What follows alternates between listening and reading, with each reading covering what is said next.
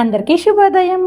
ఈరోజు మన యాక్టివిటీ మేము రోజు ఉపయోగించేవి వస్తువులను వాటి ఉపయోగాలను సరిపోల్చడం.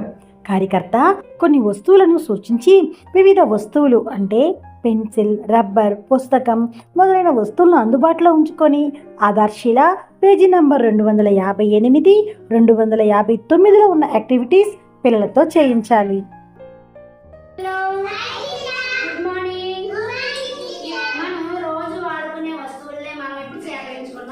వాటితో ఎలా మనం యూజ్ చేస్తామో తెలుసుకుందాం. ఓకేనా? ఇవేంటి? మరి పెన్సిల్తో ఏం చేయొచ్చు చేయండి.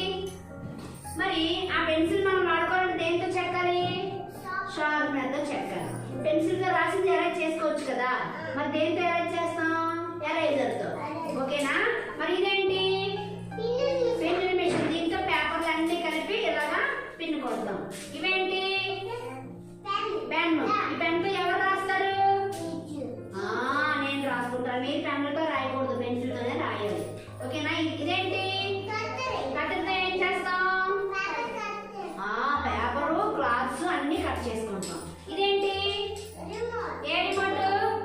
TV remote. ఇది లేకపోతే టీవీ పనిచేస్తుందా? పనిచేస్తుంది, కానీ ఏ ఛానల్ మారదు. ఇది ఉంటేనే మనకు నచ్చిన ఛానల్ చూడగలం. టీవీకి ఉంటాయి, రేడియోలకు ఉంటాయి, అలాగే ఇప్పుడు లైట్లు కూడా రిమోట్ లైట్లు వచ్చాయా? ఇదేంటి? బ్రష్ ఏం చేస్తాం మనం డైలీ?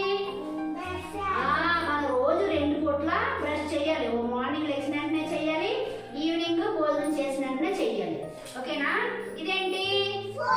ఫోను. దేనికి వాడతాం? మాట్లాడడానికి, మళ్ళీ వర్క్ చేసుకోవడానికి, ఆన్లైన్ వర్క్ చేయడానికి, ఫొటోస్ తీసుకోవడానికి వాడతామా? కానీ ఇది ఎక్కువగా వాడకూడదు, ఎక్కువగా చూడకూడదు, చూస్తే కళ్ళకి ప్రమాదం. ఓకేనా? ఇవేంటి?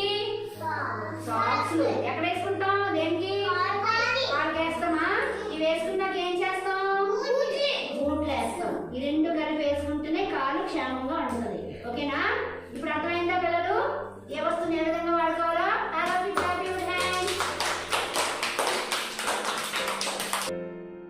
ఈరోజు మనం కూడా ఈ యాక్టివిటీని చేద్దామా? Thank you.